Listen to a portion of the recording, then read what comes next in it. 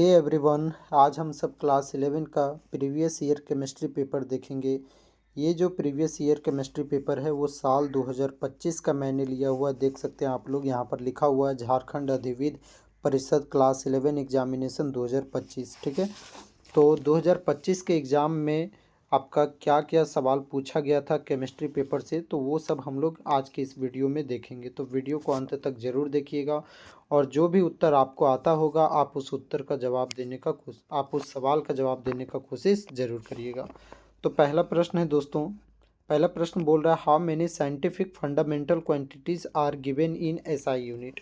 SI unit जो होते हैं तो उस एसआई यूनिट में कितने फंडामेंटल क्वांटिटीज़ को रखा गया। ऑप्शन ए 5 है, ऑप्शन बी 7, ऑप्शन सी आपका 3 और ऑप्शन नंबर डी 9।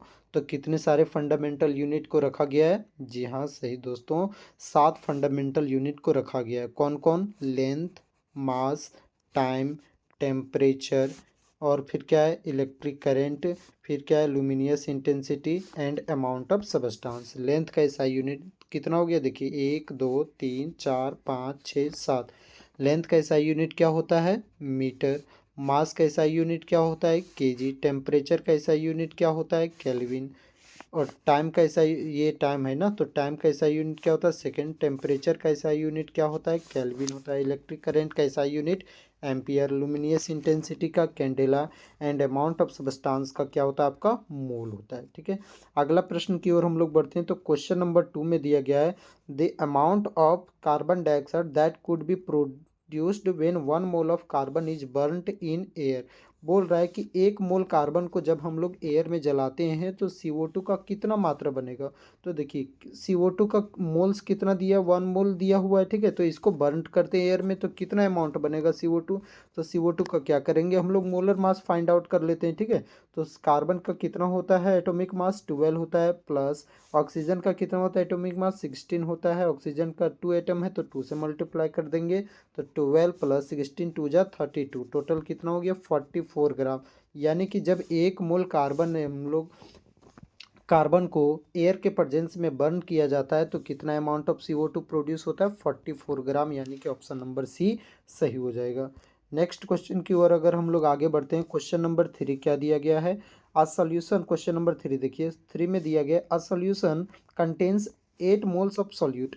मतलब number of moles of solute कितना दिया गया है? 8 मोल दिया गया है। Number of moles of solute, solute का मोल्स कितना दिया गया है? 8 मोल दिया गया है। ठीक है, और इसका मास जो है आपको कितना दिया गया है दोस्तों? 4 kg दिया गया है। तो क्या पूछ रहा है यहाँ पर क्वेश्चन में? What is the molality of the solution. तो सॉल्यूशन का मोलालिटी क्या होगा? तो मोलालिटी का फॉर्मूला क्या होता है? मोलालिटी रिटी नहीं है ये, मोलालिटी। तो मोलालिटी का क्या होता है यहाँ पर? याद रखिएगा, number of moles of solute, number of moles of solute divided by mass of the solvent. तो number of moles of solute कितना दिया गया है? 8 मोल्स दिया गया है। And mass of the solvent कितना दिया गया है? यहाँ पर 4 दिया गया है। 4 1 जा 4, 4 2 जा 8, तो कितना हो गया? 2 मोल पर केजी। ऑप्शन नंबर डी सही हो जाएगा। ठीक है, अगला प्रश्न की ओर बढ़ते हैं। क्वेश्चन नंबर 4 में है the empirical formula of the compound glucose is. Glucose का एम्पेरिकल फार्मूला क्या होता है? तो सबसे पहले बात बताइए कि ग्लूकोज का केमिकल फार्मूला क्या होता है यहाँ पर। तो ग्लूकोज का केमिकल, थोड़ा सा मैं जूम कर दे रहा हूँ, अब दिखेगा अच्छा से। The empirical formula of compound glucose is. तो ग्लूकोज का पहले मॉलिक्यूलर फार्मूला हम लोगों को पता होना चाहिए, तभी आप लोग एम्पेरिकल फार्मूला फाइंड आउट कर सकते हैं। तो ग्लूकोज का मॉलिक्यूलर फार्मूला क्या होता है? C6H12O6। तो इम्पेरिकल फार्मूला क्या होता है? इम्पेरिकल फार्मूला होता है सिंपलेस्ट होल रेशियो। तो सिंपलेस्ट होल नंबर रेशियो यहाँ पर क्या है? 6 है, तो 6 को 6 से डिवाइड करेंगे तो C ही होगा। 6 को 12 से डिवाइड करेंगे तो 6 1 जा 6, 6 2 जा 12 हो जाएगा। तो यहाँ पर 2 आया, और यहाँ पर ऑक्सीजन में 6 है तो यहाँ पर भी इसको डिवाइड करेंगे तो भी यहाँ पर क्या होगा? 1 ही आएगा। तो इसका फॉर्मूला क्या हो गया? इम्पेरिकल फार्मूला CH2O, यानी कि ऑप्शन नंबर जो है आपका वो ऑप्शन नंबर ये करेक्ट हो जाएगा। ठीक है, अगला प्रश्न। तो क्वेश्चन नंबर 5 में क्या दिया गया है? Calculate the number of electrons, protons and neutrons. ठीक है, इलेक्ट्रॉन का नंबर, प्रोटॉन का नंबर और न्यूट्रॉन का नंबर आपको फाइंड आउट करना है। किसमें? ब्रोमीन का, ठीक है। तो ब्रोमीन का यहाँ पर एटॉमिक नंबर 35 दिया गया है एंड इसका मास कितना दिया गया है, 80 दिया गया है, ठीक है। तो इसमें इलेक्ट्रॉन आपको फाइंड आउट करना है, number of proton and number of neutrons. तो नंबर ऑफ इलेक्ट्रॉन क्या होता है एंड नंबर ऑफ प्रोटॉन क्या होता है, तो number of proton is equal to its atomic number. तो इसका एटॉमिक नंबर क्या है, 35। तो इसका प्रोटॉन का नंबर 35 होगा और जो प्रोटॉन का नंबर होता है वही इलेक्ट्रॉन का नंबर होता है 35। तो इलेक्ट्रॉन है पहले फिर प्रोटॉन है, तो इलेक्ट्रॉन कितना है 35, फिर प्रोटॉन भी कितना हो जाएगा 35, ठीक है। उसके बाद न्यूट्रॉन, तो न्यूट्रॉन निकालने के लिए क्या होता है, एटॉमिक मास में हम लोग जब एटॉमिक नंबर को माइनस कर देते हैं, ठीक है। तो number of neutron is equal to atomic mass कितना है 80 माइनस यहाँ पर एटॉमिक नंबर कितना है 35। तो इन दोनों को हम सब माइनस करेंगे तो कितना हो जाएगा, इसका आंसर 45। नंबर ऑफ न्यूट्रॉन कितना हो जाएगा 45। तो आपका यहाँ पर electron 35, proton 35 and number of neutron 45। Option number B correct हो जाएगा। नेक्स्ट क्वेश्चन क्या दिया गया, क्वेश्चन नंबर 6, बड़ा ही मज़ेदार सवाल है। अभी हम लोग क्वेश्चन नंबर 6 तक पहुँचे हैं। कुल आपका 40 प्रश्न है, तो 40 प्रश्न को एकदम वीडियो के लास्ट तक देखिएगा। जो भी और भी इम्पोर्टेंट बातें रहेगी वो सब चीज़ों को हम लोग कवर भी करते जाएंगे। क्वेश्चन नंबर 6 में क्या दिया गया है, तो क्वेश्चन नंबर 6 में when an electron jump from third orbit to second orbit, जब एक इलेक्ट्रॉन जो है ना वो थर्ड ऑर्बिट से तीसरा ऑर्बिट से किस ऑर्बिट में जा रहा है, सेकेंड ऑर्बिट में। मतलब फाइनल इसका क्या है यहाँ सेकेंड ऑर्बिट, यानी कि एन क्या दिया गया है सेकेंड ऑर्बिट। तो क्या होता है, which series of spectral line is obtained, तो कौन सा सीरीज ऑब्टेन्ड होता है स्पेक्ट्रल लाइन में, Balmer series, Lyman series, Paschen या फिर ब्रैकेट सीरीज, कौन सा सीरीज आपका प्राप्त होता है। तो देखिए याद रखिएगा ये फाइनल, अगर आपको इस प्रकार से देखना होता है तो देखिएगा कि फाइनल जो है वो इलेक्ट्रॉन किस ऑर्बिट में एंटर कर रहा है। तो फाइनली इलेक्ट्रॉन किस ऑर्बिट में एंटर कर रहा है, सेकेंड ऑर्बिट में, थर्ड से सेकेंड ऑर्बिट में, मतलब फाइनली ये सेकेंड ऑर्बिट में गया। अब सेकेंड ऑर्बिट में कौन होता है आपका, बाल्मर सीरीज होता है। तो इसका जो करेक्ट आंसर हो जाएगा आपका हो जाएगा बाल्मर सीरीज। टोटल कौन कौन से सीरीज हो गए, एक तो हुआ लाइमन सीरीज, दूसरा होता है बाल्मर सीरीज, ठीक है, लाइमन, दूसरा होता है बाल्मर, तीसरा होता है पास्चन, चौथा होता है ब्रैकेट, पांचवा होता है फंड सीरीज, ठीक है, पी फंड लिखाता है बट वो पी साइलेंट रहता है तो फंड सीरीज होता है। और उसके बाद 1 2 3 4 5 और एक छठा होता है आपका हम्फर सीरीज। 6 सीरीज होते हैं, जिसमें से यहाँ पर लाइमन सीरीज में एन की वैल्यू जो होती है 1 होती है, इसमें एन की वैल्यू जो होती है 2 होती है, ठीक है। और यहाँ पास्चन सीरीज में एन की वैल्यू 3 होती है, ब्रैकेट सीरीज में एन की वैल्यू 4 होती है, फंड सीरीज में एन की वैल्यू 5 होती है, ठीक है, 5 होती है एन की वैल्यू, एंड हम्पर सीरीज में एन की वैल्यू क्या होती है 6 होती है। अब देखिए लाइमन सीरीज जो होता है उसका स्पेक्ट्रल रीजन क्या होता है, तो लाइमन सीरीज में स्पेक्ट्रल रीजन जो होता है आपका यूवी अल्ट्रावायलेट रे होता है, ठीक है। बाल्मर सीरीज में जो आपका स्पेक्ट्रल रीजन अगर कहीं पूछे तो बोलिएगा विजिबल रे होता है। और उसके बाद बाकी आपका जो बचा पास्चन हो गया, ब्रैकेट हो गया, फंड हो गया, हम्पर सीरीज, इन सभी में इंफ्रारेड रे होता है, infrared visible infrared spectral region होता है, ठीक है। चलिए तो ये हमारा हो गया, इन सब चीज़ों को भी हम लोग पढ़ लिए। नेक्स्ट क्वेश्चन है आपका question number 7, what will be the wavelength of a ball of mass 0.1 kg moving with a velocity of 10 metre per second. यहाँ पर मास दे रखा है, कितना दिया हुआ है 0.1 kg, ठीक है, 0.1 kg। एक काम करते हैं इसे मिटाते हैं, कितना दिया गया है 0.1 kg दिया गया है, ठीक है। एंड इसका वेलोसिटी कितना है 10 मीटर पर सेकेंड दिया गया है वेलोसिटी, ठीक। तो अब हम लोग देखते हैं इसको हम लोग कैसे निकाल लेंगे। हम लोग को क्या पूछ रहा है भाई, वेवलेंथ पूछ रहा है, lambda is equal to what. तो यहाँ पर हम लोग एक इक्वेशन पढ़े होंगे आप लोग क्लास 11th में अपने क्लास के दौरान में, कि डी ब्रोगी इक्वेशन क्या बोलता है, कि de Broglie equation states that wavelength associated with a moving particle is equal to Planck's constant, यानी कि h divided by its momentum, बटा में क्या हो जाएगा यहाँ पर p। तो यानी कि क्या हो जाएगा, इसका फॉर्मूला h बटे, और हम लोग जानते हैं कि p मोमेंटम जो होता है वो product of mass and velocity, तो लेमड़ा इज इक्वल टू क्या हो गया h बटा एम भी, ठीक है, h बटा एम भी हो गया। तो अब इस फॉर्मूला पर हम सब बैठाएंगे एंड आंसर को फाइंड आउट करेंगे। Lambda is equal to h का वैल्यू 6.626 इंटू 10⁻⁻34 होता है, -34 होता है, ठीक है, -34 एंड बटा में यहाँ पर क्या हो जाएगा ये m। तो m कितना दिया हुआ 0.1 इंटू वेलोसिटी कितना दिया हुआ 10। तो 10 को जब 0.1 से मल्टीप्लाई करोगे लैम्बडा बराबर यहाँ पर क्या लिखेंगे 6.626 इंटू 10⁻34। ठीक है, -34 हो जाएगा बट्टा ये 0.1 को हम लोग 10 से मल्टीप्लाई करेंगे तो कितना होगा 1 ही होगा, क्योंकि भाई पॉइंट उड़ गया तो 10 10 10 कैंसिल आउट हो गया, कितना बचा 1। तो लैम्बडा का वैल्यू कितना गया 6.626 इंटू 10⁻34। ऑप्शन नंबर डी सही हो जाएगा 6.626 इंटू 10⁻34 मीटर। ये क्वेश्चन ज़्यादा भारी नहीं था, ये आपका डायरेक्टली जो है इक्वेशन से पूछा गया था, सिर्फ फॉर्मूला में बैठाना था आपको।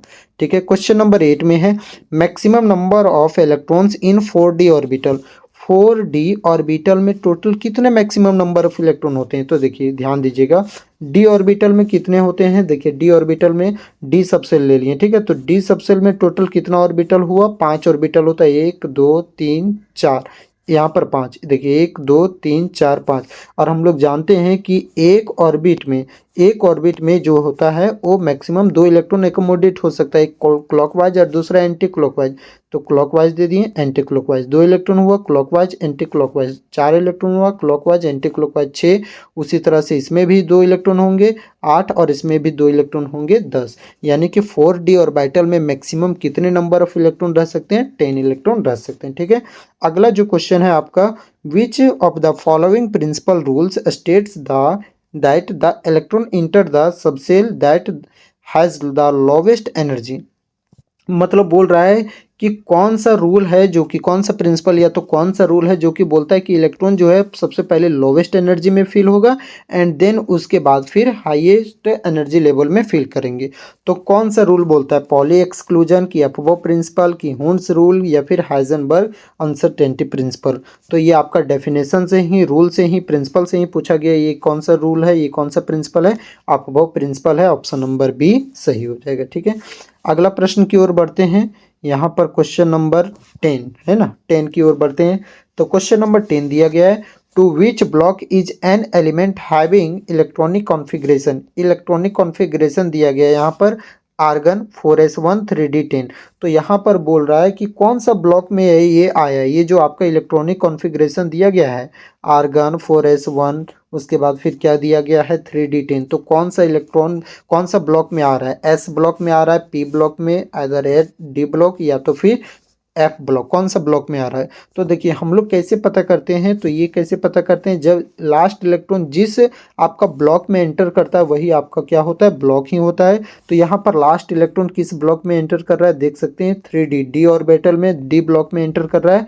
तो यहाँ पर आपका क्या हो जाएगा डी ब्लॉक हो जाएगा। ठीक है, अब ये कौन सा एटम है, तो देखिए कौन सा एलिमेंट है ये, तो आर्गन का एटॉमिक नंबर कितना होता है 18, 4s1, एस में कितना है वहाँ पर 1 है, तो 18 प्लस 1 का 19 हुआ और इधर ये 10, कितना हो गया टोटल यहाँ पर 29 हो गया है ना। 29 किसका होता है आपका कॉपर का होता है। तो ये किसका इलेक्ट्रॉनिक कॉन्फ़िगरेशन है कॉपर का।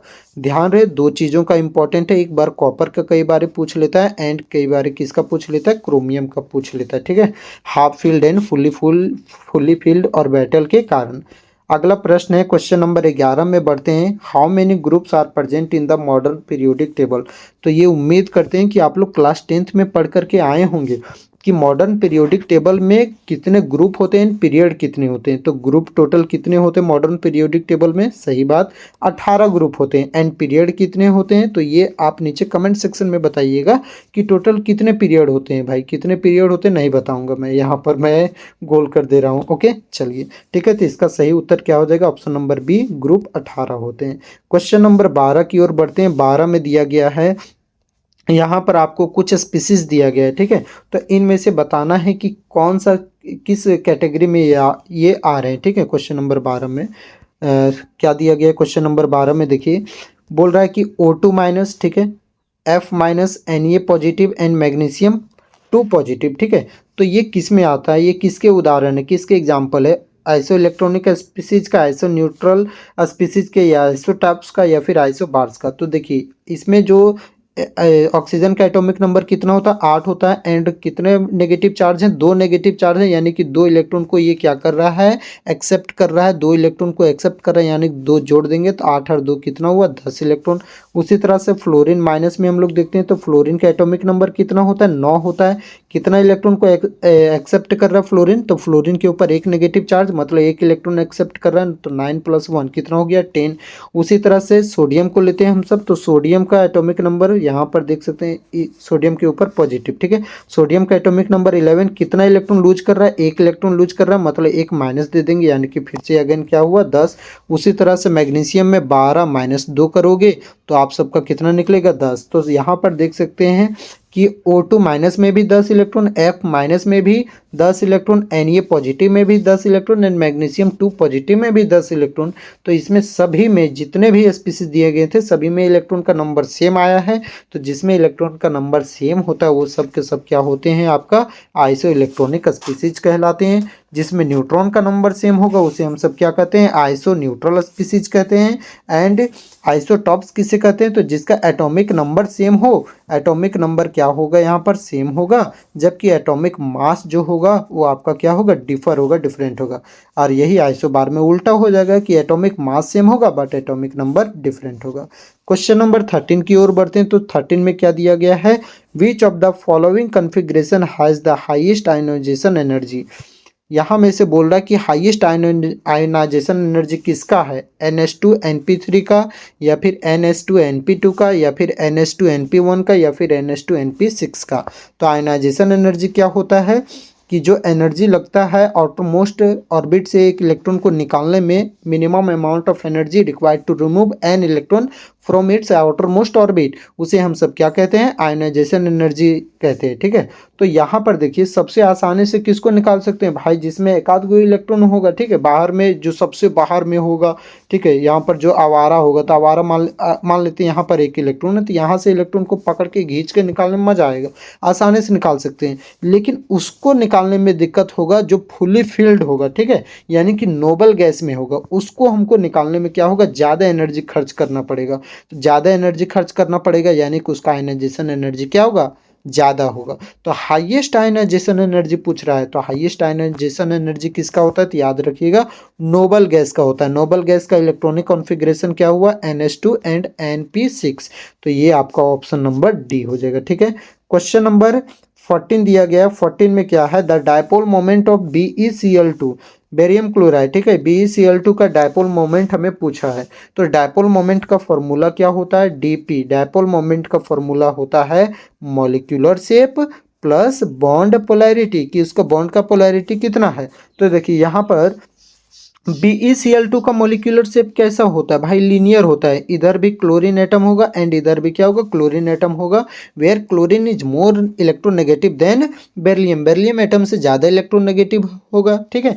तो यहाँ पर बोथ डायपोल मोमेंट जो होंगे वो क्या होंगे, इक्वल होंगे एंड क्या होंगे, अपोजिट होंगे। Since the molecule is symmetrical the two dipole moment cancel each other. तो ये मॉलिक्यूलर शेप और इसका जो बॉन्ड पोलैरिटी होगा, ये दोनों का जो सम होगा, क्योंकि यहाँ पर ये दोनों का लीनियर है, तो लीनियर वाला का कितना होता है, यहाँ पर 180 डिग्री होता है। ये दोनों क्या होंगे, यहाँ पर सेम है और साथ में अपोजिट है, तो अपोजिट होने की वजह से ये दोनों आपस में क्या हो जाएंगे, कैंसल आउट हो जाएंगे। कैंसल आउट होने की वजह से इसका डायपोल मोमेंट क्या निकलेगा, 0 निकलेगा। क्यों, क्योंकि इसका मॉलिक्यूलर शेप कैसा है भाई, लीनियर है, ठीक है, कैसा है, लीनियर है। ओके, नेक्स्ट क्वेश्चन में हम लोग बढ़ते हैं। क्वेश्चन नंबर 15 दिया गया, the number of sigma and pi bond in a molecule of benzene.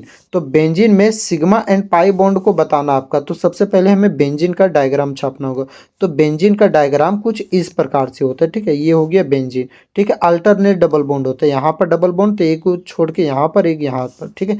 अगर फिर भी ना आए समझ में तो ऐसे कीजिएगा, यहाँ पर कार्बन लगा दीजिए, यहाँ पर कार्बन लगा दीजिए, यहाँ पर कार्बन लगा दो भाई, यहाँ पर फिर ऐसे लगा दो, फिर 1 2 3 4, 1 2 3 4 5 और 1 6, ये हो गया यहाँ पर। तो यहाँ डबल बॉन्ड हो जाएगा, फिर यहाँ डबल बॉन्ड हो जाएगा एंड फिर यहाँ डबल बॉन्ड हो जाएगा। तो ठीक है, और हाइड्रोजन कितना होगा उसी प्रकार से 6 यहाँ पर होगा, 6 इस तरह से हाइड्रोजन होगा।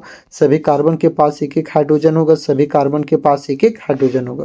तो टोटल कितने यहाँ पर सिग्मा बॉन्ड है एंड कितने पाई बॉन्ड है? तो देखिए कार्बन कार्बन के बीच में कितना है, कार्बन कार्बन 6 बॉन्ड बन रहा है सिंगल सिंगल। तो कार्बन कार्बन के बीच में 6, एक काम करते हैं इसे हम पहले मिटा दे रहे हैं, ठीक है। यहाँ पर ये कार्बन हो गया, ये कार्बन हो गया, ये कार्बन हो गया, ये कार्बन हो गया, ये कार्बन हो गया, ये कार्बन, ये कार्बन, ठीक है।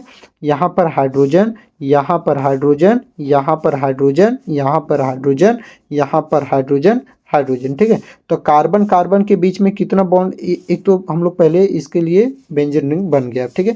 तो कार्बन कार्बन के बीच में सिंगल बॉन्ड को देखिए तो टोटल 6 कार्बन है, तो 6 सिग्मा बॉन्ड हुआ कार्बन कार्बन के बीच में।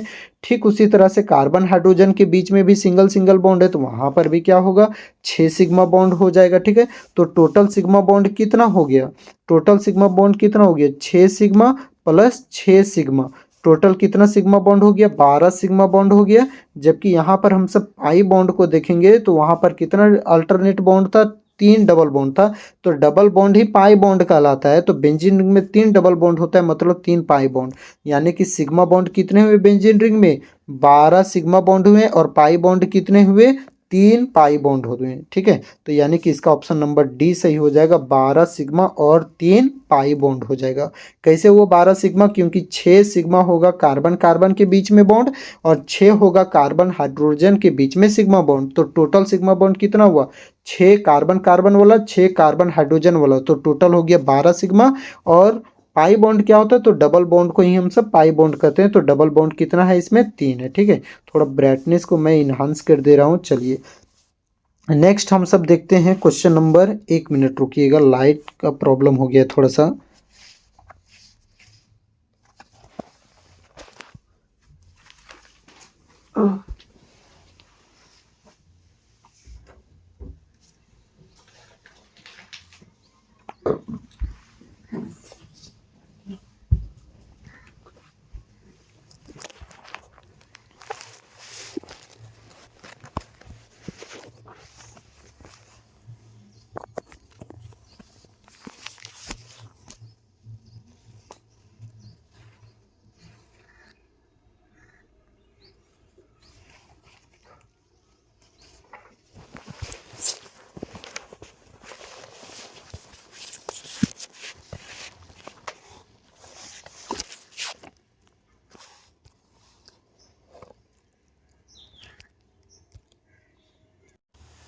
चलिए तो नेक्स्ट क्वेश्चन में बढ़ते हैं। क्वेश्चन नंबर 16 क्या दिया गया है, क्वेश्चन नंबर 16 है the bond angle between two bonds in a linear molecule. Linear molecule में बॉन्ड एंगल कितना होता है, तभी अभी जस्ट हम लोग किए थे ना, BeCl2 वाला याद कीजिए।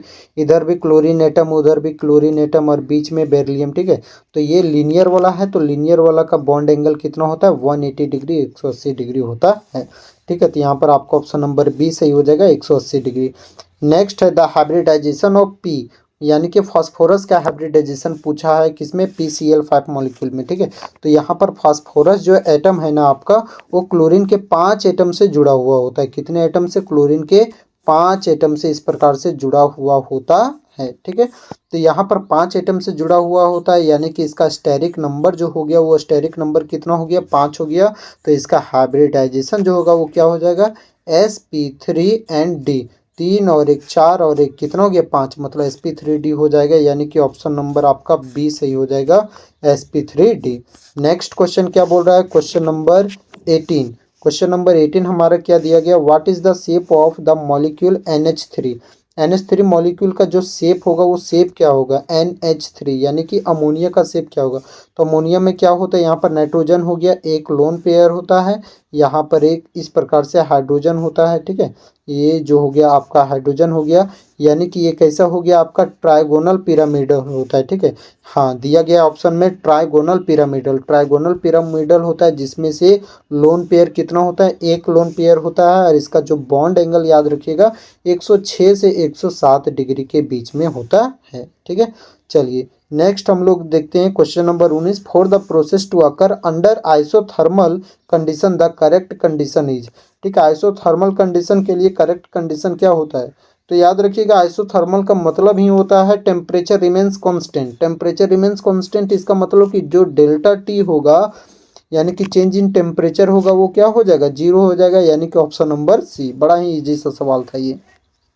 क्वेश्चन नंबर 20 दिया गया है, the enthalpies of all the element in their standard states are. देखिए ये जो है ना, आपको डेफिनेशन से पूछा गया है। डेफिनेशन को आपको जोड़ना होता है, जिससे कि आप लोग बचपन में पढ़े होंगे फिल इन द ब्लैंक्स, तो उसी प्रकार से डेफिनेशन से है ये। ठीक है, तो डेफिनेशन में क्या होता है कि the enthalpy of the all elements in their standard states are taken as zero. उसको हम लोग क्या मान लेते हैं? जीरो मानते हैं। क्या वो जीरो होता है? जीरो लिया जाता है। ऑप्शन नंबर बी सही हो जाएगा। ठीक है, क्वेश्चन नंबर क्या है? 21 में the enthalpies of combustion of methane, graphite and hydrogen at 298 kelvin are -890, फिर कॉमा है -393.5 एंड -285.8 इन किलो जूल पर मोल रिस्पेक्टिवली। तीनों का दिया गया है। ठीक है, उसका एंथैल्पी दिया गया है कि मीथेन का एंथैल्पी यहाँ पर देख सकते हैं। मीथेन का एंथैल्पी कितना? -890 किलो जूल पर मोल। उसके बाद ग्रेफाइट का कितना दिया गया है यहाँ पर आपका? -393.5 किलो जूल पर मोल। और उसके बाद -285.8 किलो जूल पर मोल किसका दिया गया है यहाँ पर आपका? ये हाइड्रोजन का। तो बोल रहा है कि enthalpy of formation of methane, तो मीथेन का फॉर्मेशन में कितना इंथैल्पी लगता है? तो इसके लिए आप लोगों को वो एक फॉर्मूला पता होगा हेस लॉ से। ठीक है, हेसिस लॉ से। तो हेसिस लॉ में एक फॉर्मूला आता है हमारा, कौन सा फॉर्मूला आता है? Delta H F is equal to, ठीक है, यहाँ पर याद रखिएगा, जैसे क्योंकि ये दोनों आपस में अभिक्रिया करेंगे, कार्बन एंड हाइड्रोजन। ठीक है, ये दोनों अभिक्रिया करके क्या बनाएंगे? CH4। भाई इसमें थोड़ा सा आपको सॉल्यूशन करना पड़ेगा। ठीक है, तो मैं यहाँ पर कैसे इसे बताऊँ, मुझे कुछ उस तरह से, क्योंकि मैं यहाँ पर लिख नहीं पाऊंगा, तो मैं कोशिश करूंगा इस क्वेश्चन का जो आंसर है वो बोर्ड पर बता देने का। ठीक है, थोड़ी देर में। ठीक, आपको शॉर्ट वीडियो के माध्यम से ये चला जाएगा, वहाँ पर आप देख लीजिएगा। मेरे चैनल में जाइएगा तो वहाँ पर आप शॉर्ट्स में सर्च करिएगा, तो शॉर्ट्स में यहाँ पर मैं वहाँ पर लिख दूंगा क्वेश्चन नंबर 21 का जो आंसर है। ठीक है, चलिए क्वेश्चन नंबर 22 में बढ़ रहा है कि क्वेश्चन नंबर 22 हमारा क्या कह रहा है? क्वेश्चन नंबर 22 हमारा बोल रहा है कि डेल्टा जी, यानी कि डेल्टा जी हुआ ये गिब्स फ्री एनर्जी। ठीक है, लेस देन जीरो है, तो वो प्रोसेस क्या होगा? यदि गिब्स फ्री एनर्जी जो है उसका जो वैल्यू आ रहा है वो नेगेटिव में आ रहा है, लेस देन जीरो यानी कि नेगेटिव में आ रहा है, तो प्रोसेस क्या होगा? स्पॉन्टेनियस होगा, इक्विलिब्रियम होगा, नॉन स्पॉन्टेनियस होगा, या फिर नन ऑफ दी। तो यदि Gibbs free energy delta G का वैल्यू जो होता है वो जीरो से लेस देन होता है तो वो स्पॉन्टेनियस में होता है। ठीक है, एंड यदि डेल्टा जी का वैल्यू जो होता है वो जीरो आ जाता है तो वो इक्विलिब्रियम स्टेट में होता है। एंड डेल्टा जी का जो वैल्यू होता है ग्रेटर देन जीरो होता है तो वो नॉन स्पॉन्टेनियस में माना जाता है। तो यहाँ पर ऑप्शन नंबर ये करेक्ट हो जाएगा। क्वेश्चन नंबर 23 क्या दिया गया है? क्वेश्चन नंबर 23 है, फॉर अ रिवर्सिबल इक्वेशन। एक रिवर्सिबल इक्वेशन दिया गया ए प्लस बी। ठीक है, इस प्रकार से दिया गया, तो क्या बन रहा है यहाँ पर? C plus D. तो इक्विलिब्रियम कांस्टेंट के सी क्या हो जाएगा यहाँ पर? तो इक्विलिब्रियम कांस्टेंट का यहाँ पर फॉर्मूला क्या होता है?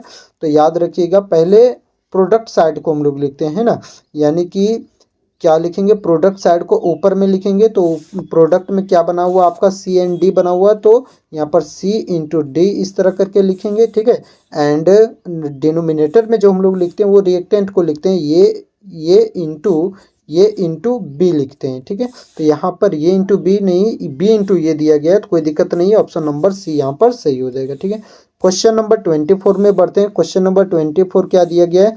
The conjugate acid of NH3। Ammonia का कंजुगेट एसिड क्या होता है? अब कंजुगेट एसिड हम लोग किसे कहते हैं? इसका मतलब होता है कि कितना वो प्रोटॉन को एक्सेप्ट कर रहा है। तो ये NH3 जो होता है ना, वो एक प्रोटॉन को एक्सेप्ट करके क्या बनाता है? अमोनियम आयन बनाता है। तो यहाँ पर देख सकते हैं कि NH3 अमोनिया जो है एक प्रोटॉन को एक्सेप्ट कर रहा है ये, तो यहाँ पर ये क्या बन रहा है? NH4 प्लस यानी कि अमोनियम आयन बन रहा है। तो ये इसका कंजुगेट एसिड अमोनिया का क्या हो जाएगा? NH4 हो जाएगा, NH4 प्लस यानी कि अमोनियम आयन हो जाएगा। नेक्स्ट क्वेश्चन दिया गया है question number 25, what is the effect of addition of H2 on the equilibrium of the reaction H2 plus CO, तो बन रहा है आपका CH3OH, मतलब हाइड्रोजन जो गैस है, ठीक है, वो कार्बन मोनोऑक्साइड के साथ रिएक्शन करके क्या बना रहा है, CH3OH मिथेनॉल बना रहा है। ठीक, तो यहाँ पर इसका क्या बोल रहा है, what is the effect of addition of hydrogen. यदि हम हाइड्रोजन को ऐड करते हैं तो इसका इफेक्ट क्या देखने को मिलेगा यहाँ पर। तो देखिए, अगर हम हाइड्रोजन की मात्रा को बढ़ाते हैं ना, तो एक प्रिंसिपल है ली चैटरियल प्रिंसिपल। ठीक है, ली चैटरियल प्रिंसिपल। तो इसमें क्या होता है, जैसे ही हाइड्रोजन की मात्रा को हम सब क्या करेंगे, इन्हांस करेंगे, ये हाइड्रोजन के क्वांटिटी में इन्हांस करेंगे, बढ़ाएंगे, तो उसके अनुसार सिस्टम भी उस चेंज को क्या करने का काम करता है, उसे कम करने की कोशिश करेगा। इसलिए इक्विलिब्रियम अधिक हाइड्रोजन को कंज्यूम करने के लिए क्या करेगा, प्रोडक्ट की ओर क्या करेगा, प्रोसीड कर देगा, शिफ्ट कर देगा उसे। तो यानी कि प्रोडक्ट की ओर शिफ्ट होगा हाइड्रोजन की कांस्टेंट, हाइड्रोजन का क्वांटिटी बढ़ाने के लिए। तो इसका सही उत्तर क्या होगा कि reaction will be proceed in direction of product, product की डायरेक्शन में चेंज हो जाएगा। ठीक है, प्रोडक्ट की डायरेक्शन में ये बढ़ेगा। क्वेश्चन नंबर 26 है, the value of pH of 0.1 MnAOH solution is equal to, इसका वैल्यू क्या होगा, पीएच वैल्यू क्या होगा किसका, 0.1 MnAOH सोडियम हाइड्रोक्साइड का। तो देखिए, पीएच का फॉर्मूला होता है negative log with base E hydrogen ion concentration, but यहाँ पर हम सब क्या लिखेंगे, हाइड्रोक्साइड आयन कंसंट्रेशन लिखेंगे। तो इसका यहाँ पर क्या होगा, minus log with base E, hydroxide ion का कंसंट्रेशन कितना दिया गया, 0.1। तो क्या हो जाएगा, minus log with base E into 0.1। तो इसका क्या निकलेगा, 0.1 विथ लॉग 0.1 गुने माइनस लॉग विथ बेस ई। तो इसका क्या यहाँ पर सॉल्व करिएगा आप लोग, तो इसका क्या निकलेगा, यहाँ पर टोटल कितना निकलेगा, 1 निकलेगा। टोटल क्या कितना निकलेगा आपका, 1 निकलेगा। अब देखिए, तो पीएच का फॉर्मूला क्या हुआ, 14 हुआ। इसमें से माइनस कर देंगे POH, अभी क्योंकि हम लोग POH का कंसंट्रेशन निकाले थे, तो 14 माइनस POH का कंसंट्रेशन अभी कितना निकाले थे हम लोग, 1 निकाले थे ना। तो 14 में से 1 को हम सब माइनस करेंगे तो कितना हो जाएगा, 13 हो जाएगा। क्योंकि देखिए, इसमें फ़ोन में स्पेस नहीं बन पाता है, इसलिए शायद आपको उतना अच्छा से ना हो पाए। ठीक है, बट वीडियो को आप दोबारा से देखिएगा तो हो सकता है कि आपको पूरा का पूरा क्लियर हो जाए चीज़ें। ठीक है, और अगर फिर भी ना आए समझ में, जो जो क्वेश्चन आप नीचे कमेंट सेक्शन में बता दीजिएगा, हम उसको बोर्ड पर कवर कर देंगे। ठीक, चलिए नेक्स्ट क्वेश्चन क्या दिया गया है, क्वेश्चन नंबर 27 बहुत ही ईजी सा सवाल है। ठीक, question number 27, what is the oxidation state of sulphur. Sulphur का ऑक्सीडेशन स्टेट बताना है इन H2SO4 मॉलिक्यूल सल्फ्यूरिक एसिड में। तो जिसका भी ऑक्सीडेशन स्टेट निकालना होता है ना, उसको हम सब X मान लेते हैं। तो H2SO4, तो ये सल्फर को हम सब क्या मान लेंगे भाई, X मान लेंगे, इधर प्लस लिखेंगे। हाइड्रोजन का कितना होता है ऑक्सीडेशन, 1 होता है, 2 है यहाँ पर, तो 2 से मल्टीप्लाई करेंगे प्लस। ऑक्सीजन का ऑक्सीडेशन कितना होता है, -2 होता है, 4 है तो 4 से मल्टीप्लाई करेंगे, और उधर कितना ले लेंगे, 0। ठीक है, तो यहाँ पर क्या हो गया, 2 plus X minus 8 is equal to 0 हुआ। ठीक है, तो यहाँ पर क्या हो जाएगा, x minus 6 is equal to 0। तो x इज इक्वल टू क्या हुआ, 6। यहाँ पर आपका ऑप्शन नंबर सी हो जाएगा। ठीक, क्वेश्चन नंबर 28 बोल रहा है, in the reaction CuO copper oxide जब हाइड्रोजन के साथ रिएक्शन कर रहा है, तो यहाँ पर देख सकते हैं कि कॉपर और H2O बन रहा है। तो इसमें पूछा हुआ है कि ऑक्सीडाइजिंग एजेंट क्या है। ठीक है, तो ऑक्सीडाइजिंग एजेंट किसको कहते हैं हम लोग, जो ऑक्सीडाइज करवाने में मदद करता है। ठीक, तो यहाँ पर देखिए, या तो सीधा आप ट्रिक के तौर पर याद रखिएगा, जिसका रिडक्शन होता है ना, जिसका रिडक्शन होता है वही क्या कहलाता है, ऑक्सीडाइजिंग एजेंट, और जिसका ऑक्सीडेशन होता है वही कहलाता है रिड्यूसिंग एजेंट। तो यहाँ पर क्या होता है, देखिए, ऑक्सीडेशन किसको कहते हैं, ऑक्सीजन के नंबर में इंक्रीज को हम लोग कहते हैं ऑक्सीडेशन, एंड ऑक्सीजन के नंबर में डिक्रीज को कहते हैं रिडक्शन। तो यहाँ पर इस रिएक्शन में देख सकते हैं कि रिएक्टेंट साइड में कॉपर ऑक्साइड जो है आपका कॉपर में चेंज हुआ है, मतलब यहाँ पर ऑक्सीजन क्या हुआ है, रिड्यूस हुआ है, कम हुआ है। किस में कम हुआ है, देखिए कॉपर ऑक्साइड से कॉपर हुआ है, यानी कि इसमें देख सकते हैं कि कॉपर ऑक्साइड का यहाँ पर क्या हुआ, रिडक्शन। तो अभी हम क्या बताएं कि जिसका रिडक्शन वही ऑक्सीडाइजिंग एजेंट, तो oxidizing agent CuO copper oxide हो जाएगा। ठीक है, जबकि यहाँ पर देख सकते हैं कि ऑक्सीडेशन किसका हो रहा है, हाइड्रोजन का हो रहा है, तो हाइड्रोजन क्या हो जाएगा, रिड्यूसिंग एजेंट हो जाएगा। अगला प्रश्न है, क्वेश्चन नंबर 29 दिया गया है, the number of electron transferred in the given half reaction. एक हाफ रिएक्शन, ये रिएक्शन दिया गया है, तो इसमें कितना सारा इलेक्ट्रॉन ट्रांसफर हो रहा है। ठीक है, तो यहाँ पर देख सकते हैं MnO4 माइनस प्लस 8H+ दिया गया है, तो Mn का हमको नहीं, मान लेते हैं कि हमें मैग्नीज का नहीं पता है, ठीक है, ऑक्सीडेशन नंबर। तो मैग्नीज का उसी तरह से क्या कर लेंगे, x मान लेंगे, प्लस ऑक्सीजन का कितना होता है ऑक्सीडेशन नंबर, -2, 4 है तो कितना से मल्टीप्लाई करेंगे, 4 से मल्टीप्लाई करेंगे। और ओवरऑल MnO4 के ऊपर में चार्ज कितना दिया गया, 1 नेगेटिव मतलब -1। तो क्या हो गया इसका इक्वेशन, x ये प्लस हो गया, 2 4 जा 8, लेकिन माइनस है तो -8 लिखेंगे, इज इक्वल टू ओवरऑल कितना, -1 चार्ज है, ठीक है, -1 चार्ज। तो x -8 इज इक्वल टू क्या हो गया, -1। तो x क्या होगा, x is equal to -1 plus 8, तो x इज इक्वल टू क्या हो जाएगा, +7। यानी कि यहाँ पर हम सब देख रहे हैं कि ये क्या हुआ, +7 आया, ठीक है।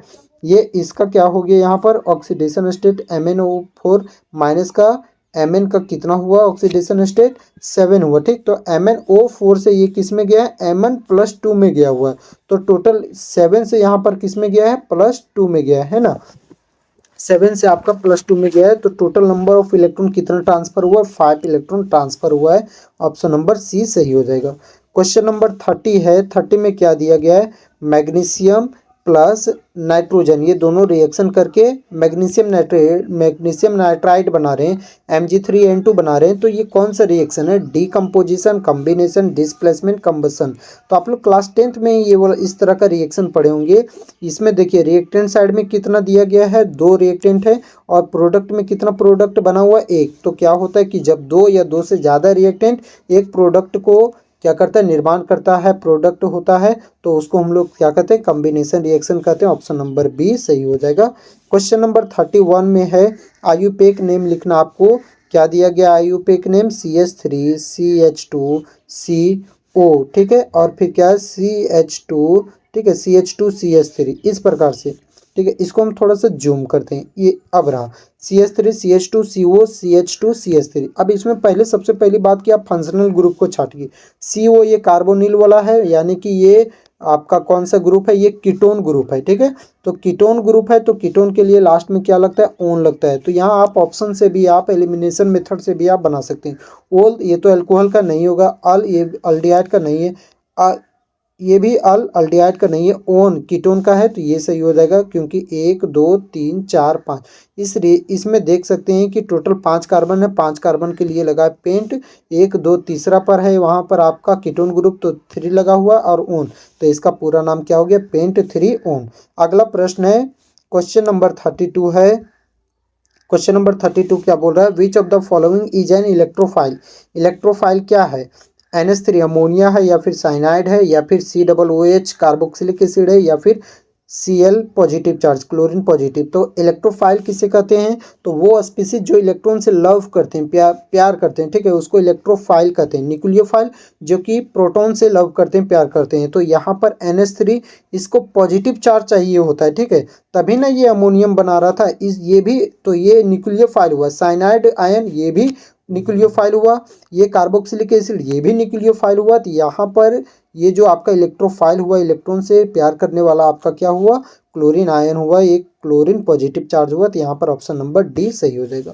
क्वेश्चन नंबर 3 है, फंक्शनल ग्रुप आइसोमर CH3OCH3। तो यहाँ पर फंक्शनल ग्रुप आइसोमर क्या है आपका, ठीक है। तो देखिए ये कौन सा, सबसे पहली बात छाटिए कि कौन सा ग्रुप है, ये कौन सा फंक्शनल ग्रुप है। हाँ, कौन सा फंक्शनल ग्रुप है आपका, ईथर। तो ईथर का फंक्शनल आइसोमर ग्रुप कौन सा होता है, हाँ याद रखिएगा, अल्कोहल होता है। कौन सा होता है, अल्कोहल। तो यहाँ पर अल्कोहल वाला कौन दिया गया है, CHO, ये तो एल्डिहाइड है, ये तो कार्बोक्सिलिक एसिड है, ये तो कीटोन है। अल्कोहल वाला ये दिया गया है, ऑप्शन नंबर ये सही हो जाएगा, ठीक है। क्वेश्चन नंबर 34 है, which of the following is not an example of electron displacement effect in a covalent bond.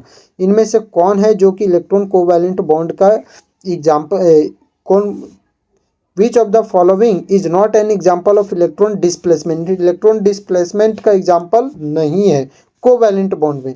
Inductive effect ये तो इलेक्ट्रॉन डिस्प्लेसमेंट इसमें होता है, रेजोनेंस इफेक्ट में भी होता है, हाइपर कंजुगेशन में भी होता है, डिस्टिलेशन ये जो है ना आपका, ये फिजिकल प्रोसेस माना जाता है, इसमें इलेक्ट्रॉन वगैरह का कोई खेला नहीं है, कोई खेला ना हो भी, ठीक है। क्वेश्चन नंबर 35 में क्या है, 35 में दिया गया है कार्बन है, ऊपर में CH3 है, इधर भी CH3 है, इधर भी CH3 है, और यहाँ पर एक पॉजिटिव चार्ज दिया गया है शायद, है ना। तो ये बोल रहा है कि कौन सा है, आइसोप्रोपाइल फ्री रेडिकल है, फिनाइल फ्री रेडिकल है, बेंजाइल फ्री रेडिकल है, या फिर क्या दिया गया है अगला, टर्सरी ब्यूटाइल फ्री रेडिकल है, कौन सा है। तो देख सकते हैं कि कार्बन यहाँ पर सेंट्रल में है, एक में, और यही सेंट्रल कार्बन एटम से 3 अल्काइल ग्रुप जुड़े हुए, 3 अल्काइल ग्रुप, यानी कि ये कौन सा हुआ, टर्सरी हुआ, ये 3 डिग्री कार्बन है, 3 डिग्री कार्बन, ये कौन सा कार्बन हुआ, 3 डिग्री कार्बोकेटाइन वाला है, यानी टर्सरी ब्यूटाइल फ्री रेडिकल है, ऑप्शन नंबर डी सही हो जाएगा। क्वेश्चन नंबर 36 है ozone lysis of propene, propene का ओजोन लिसिस, तो प्रोपीन का क्या होता है, ये CH3CH, एक काम करते हैं इसको हम लोग पहले प्रोपीन का ये स्ट्रक्चर बना लेते हैं, ठीक है। यहाँ कार्बन कार्बन कार्बन, यहाँ डबल बॉन्ड सिंगल बॉन्ड दे दी, एक है तो यहाँ पर 3 हो जाएगा, 1 2 3, तो यहाँ पर 4 हो गया, यहाँ पर H2 हो गया। तो इसका ओजोन लिसिस करेंगे, तो ओजोन लिसिस करवाने पर क्या बनता है आपका, यहाँ पर अल्डिहाइड ग्रुप देखने को मिलता है, इधर से भी टूट करके अल्डिहाइड बनेगा और इधर से भी टूट करके अल्डिहाइड बनेगा, यानी कि CH3CHO, ये क्या हो गया आपका इथेनॉल, एक अल्डिहाइड बना, ठीक है। और उसके बाद वहाँ से CHO बनेगा, क्योंकि एक ही कार्बन है, CHO बनेगा, ठीक है। तो CHO बनेगा, यानी CH2O हम लोग लिख सकते हैं इसको, अगर एक ओवरऑल देखा जाए तो, क्योंकि बनता है इसी प्रकार से, कार्बन यहाँ पर हो गया, ये आपका डबल बॉन्ड है, यहाँ पर हाइड्रोजन है, यहाँ पर हाइड्रोजन, तो CH2O हो जाएगा, ठीक। तो एक क्या बन रहा है आपका, इथेनॉल बन रहा है, और दूसरा मिथेनॉल बन रहा है, ठीक है। इथेनॉल और मिथेनॉल, तो इथेनॉल और मिथेनॉल यहाँ पर किस में दिया गया, ऑप्शन नंबर सी में दिया गया है, तो सी आपका सही हो जाएगा।